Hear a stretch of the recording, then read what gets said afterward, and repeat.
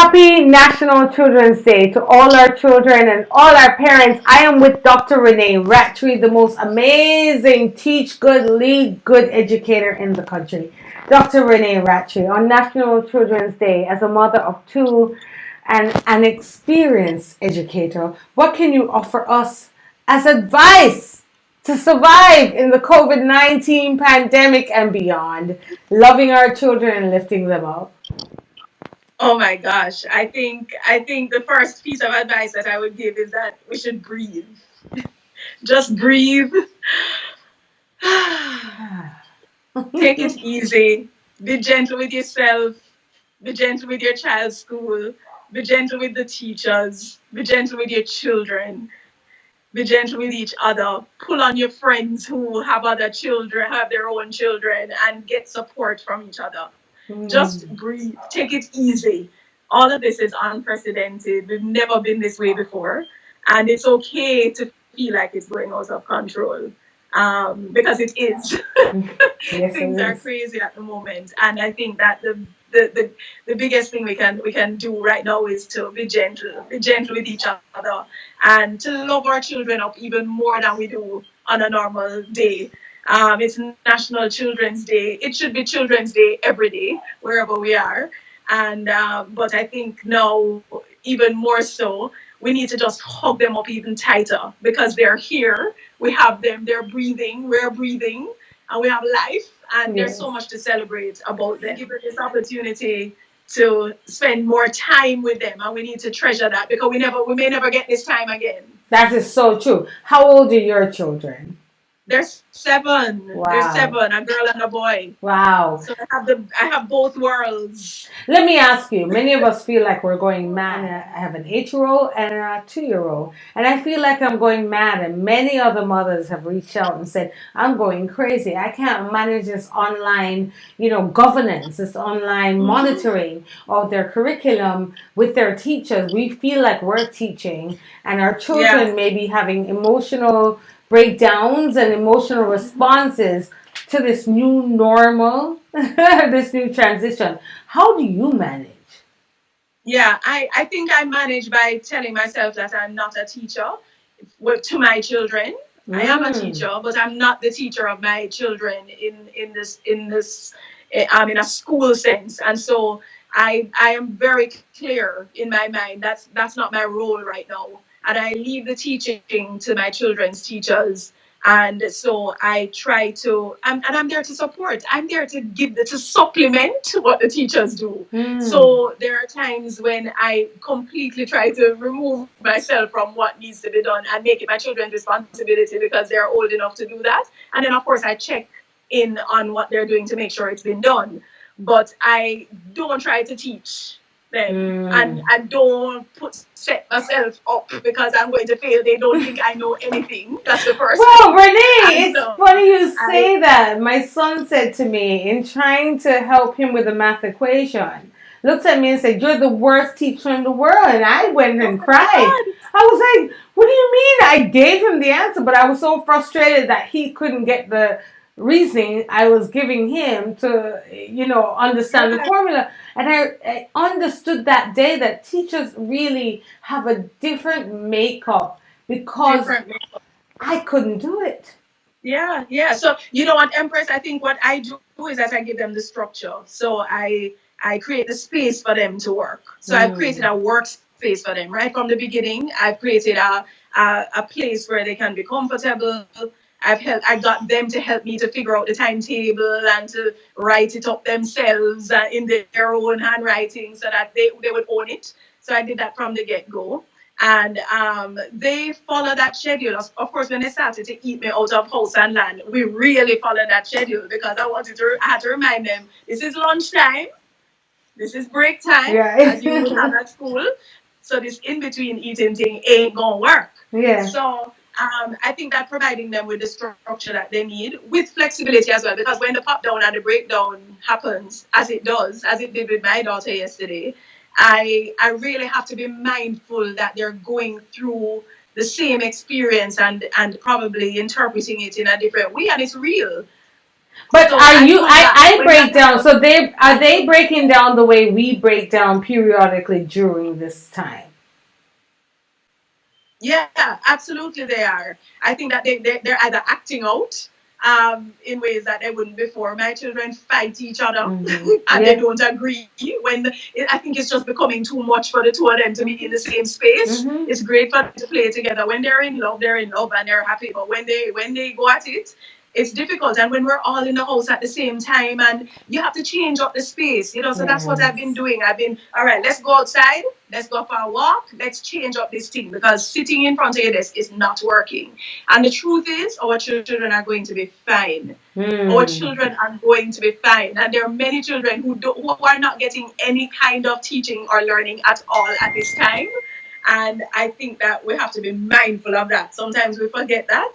And our children will survive. The skills that they need and what they're learning now is just far valuable, more valuable than what they will ever learn in a school. My Listen. children are cooking with me, setting the table, doing the dishes, doing all kinds of chores that we didn't have time to do because I was rushing all the time, rushing to get out of the house, you Mm. know? And so they're watering the garden, they're learning about all kinds of things that I would not normally have had a chance to do. Mm. And so I think it's invaluable and we should not miss this opportunity. You know what, Empress, we're also teaching them how to manage difficulty because very often we shelter our children and we try to, make everything smooth for them. And I think that sometimes backfires on us later on because it's important for our children to understand that times are not going to be easy all the time. There are things that Mm. will happen that will be a struggle, but we have to model how we work through this. So they're watching us, they're feeding off our behavior, and they're seeing how we're Mm-hmm. handling this time of Mm-hmm. crisis. They're hearing the conversations we're having when we're on the phone with our friends about, Mm-hmm. how this thing stressing us out and talking about all the COVID Mm. cases rather than the recoveries, and how we're looking at the glass as half empty rather than half full. How I full. think a lot of it is about us modeling how, we have to be flexible. Things Mm. are going to happen, but we're going to get through it. And it's reassuring them all the time that we will get through it. We can survive through crises like this because more will come, right? Yeah, it's so true. And how do we respond? And I think it's important to ask you a couple of things. Parents who are struggling with devices for their children, and the teachers are sending in lessons via either WhatsApp or Google Classroom or whatever it is, a Zoom class, a Skype class. What about the parents who don't have the devices? Or maybe the parents have their device. I don't know.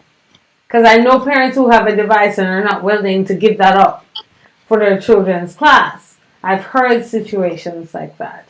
What advice can you give us? Yeah, so Empress, I think that this is a failure on our part as a nation that that our children and our children's parents and teachers are not equipped Mm. to be able to own a device and because it provides so much access, right? So that's something that after all of this is Yeah. over, we have to really give serious thought to because we are so far behind the curve, globally, and I think that is something that is a problem. And I've listened to so many voice notes from parents lamenting the fact that they don't have they don't have the data to download information and homework and assignments, and those things are real. And I feel like we have to hear it because it's true. I hear the frustration of many who do not have it. But I also want to say the same thing that I would say to those of us who are fortunate and privileged, because I recognize it's a privilege Mm-hmm. for many of us to have those things, is that you can find teachable moments even in the simple things. Yes. Go back to the basics. Many of the things that our children are missing now are the basic things that Listen, we Renee, that stop it. knowledge Wait, I'm going to stop you. You're right. No, we're moving into a technologically advanced and led world. But back in the day, the lessons our parents learned, they didn't have this. And they built didn't. the new world. And Absolutely. yeah, social skills, just lessons with nature. Renee, I'm going to ask you to pick up. Don't lose your thought. But I don't know if you remember, we had an activity at Maxwell Park Children's Home, and the children gravitated to the boxes first. No electronic toy could take over what a bunch of boxes gave them for playtime. Absolutely. It's back to the simple things. My children, I realized the other day that my children didn't know Dandy Shandy. No, let me tell you, that's a problem. Yeah, it's a problem. It's a historical problem. Because they've just not been, they don't bring games and those kinds of things that teach you to work with a partner, to collaborate and what have you. You don't learn that because they're busy on these devices by themselves very often, or talking to people they don't know. And there's certain skills that you can develop with those very simple things that we have missed over the years, and that has led to serious damage in our society. So I think we should value the little things, the very little things, and keep out. I think that we need to. I think that COVID is giving us a gift and asking us to stop and to redo some of the things that we've been doing. I don't think that we can go back to normal. I think that we have to look towards the future. But you see, those skills about collaboration and communication, those are the foundation of learning, So while our children are on their platforms preparing for PEP and doing all of this, what they're really learning about is how to communicate, how to present themselves, how to think critically. That is what is important, and that's the basis. That's why we're being educated. That's why we're ensuring that they have the learning that they have. So I think that teachers need to focus on those things from the earliest stages. Listening skills, being able to speak up, being proud of who you are, talking about their identity, and why they belong in this world, and what their rights are, and who they are as people. Those are the things that are going to take them to places that we need them to go. It's not going to be just the math and the science and the English and what have you. Because we know what happens to people who have all of that in their heads, but don't have those skills that I referred to. Your message to children now. Oh my gosh. My message to children on National Children's Day is that you are incredibly special. That no matter where you are, where you live, who your mother is, who your father is, where you come from, whatever and wherever you are in this world, you are put here for a big purpose. And that you should dream as largely as you possibly can, because you can do anything. We have so many models in Jamaica, throughout the world, throughout our history, of people who have started with very little and who have done so much. We can list those people. Usain Bolt is probably the most recognized one in our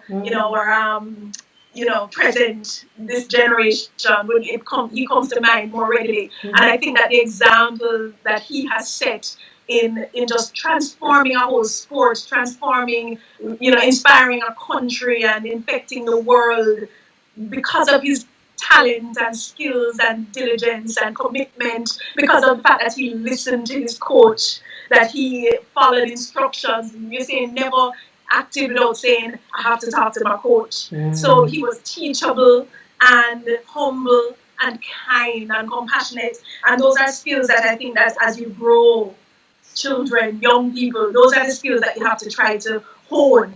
You have to want better for our country, better for people, better for the planet, and you have to know that you have purpose. So whoever you are, wherever you are, I don't care where you come from, you can be big in this world and do big things, and it doesn't matter how small you are or how small you think what you have is. You can do it, and it can flourish, and it can multiply throughout this world. So I'm excited for the children in Jamaica, because they're living in an exciting time. And you're doing big things as a mom of children, an educator of children. Thank you so much for taking a moment to bless our children on National Children's Day. Where do we find you on social media? For the moms, especially, and the dads.